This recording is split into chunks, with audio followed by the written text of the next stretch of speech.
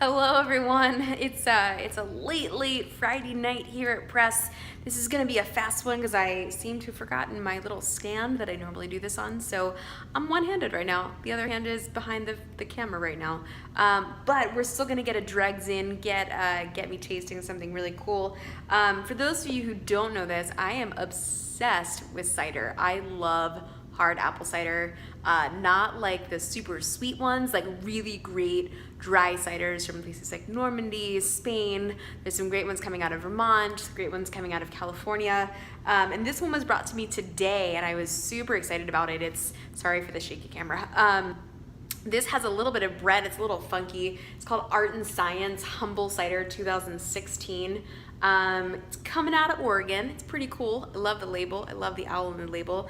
But I thought it was really interesting and had something on it called Brett. I really love a little Brett on cider. It's can add a little bit of a funk to it. Sometimes I really like it, sometimes I don't really like it. I think it works brilliantly in this cider here, and you can see it's kind of it's not really clear, it's a little bit hazy. Generally ciders like this have a little bit more texture to them. They're unfiltered, but on the nose it just has like a sort of a sour, sort of like reductive smell to it, which I really like. It almost smells a little off, and then you taste it and it's actually kind of delicious. So on the nose, a little bit of this like sour smell, like almost like you've left your apples out in the sun just a little bit too long. And what's interesting is on the palate, it really carries through, and you get this like really cool sour taste. But then as you breathe out and you let it finish, you start to get this floral, really sweet, almost vanilla finish. And that's the Brett. That's this like funky yeast that's happening in the cider. I'm not gonna dive into like exactly why that is, one, because I don't fully understand it, and if you want to understand Brettanomyces a little bit better, I highly recommend you check out Kelly White's article on Giltzon, because she talks about it brilliantly there and really dives into the specifics of it.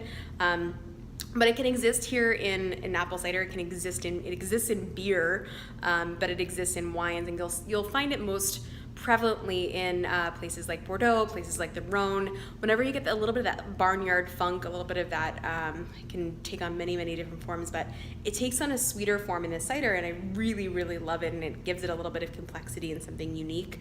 One more taste. Definitely not like the clean, clear, just easy drinking cider. This is like I guess like a thinking man's cider, something that's a little bit complex, a little bit different, a little bit reductive. This definitely like falls into that almost being natural wine category, dare I say. It's got definitely like a natural feel to it, but I think it's really an interesting cider. There's another cidery in Sonoma that I really like. It's Horse and Plow. A little cleaner for some of the cuvées that they do. They also do a Brett affected one. You know, some places really love Brett, some places really don't. I think it's really interesting. And again, this is Art and Science coming from Oregon. If you guys see it, give it a check. Check it. God, I can't, like, I'm so unfocused right now. It's been like a really long day, and I'm heading out of town tomorrow. I'm gonna be traveling for the holidays. I'm sure like many of you are going to be, but I wanted to make sure I got my live video in as promised.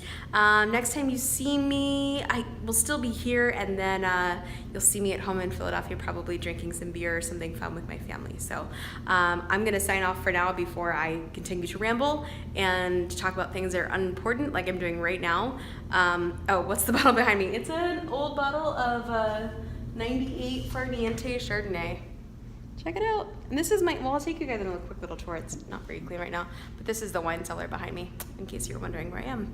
So that's where we keep most of the bottles. They live behind me there. They also live behind me right there. So you're basically in this like 360 surrounded by nothing but wine, and then in front of me here is the table which is where we do dinners and we do tastings and things like that. And that's where Sunday School at Press happens. So a little mini tour of my my office here at Press. So thank you guys for watching. It's also really, really awesome that even at 11:30 at night, I've got like 3 of you out there just watching live, which is pretty cool. So thank you all for being here, and I will see you all tomorrow.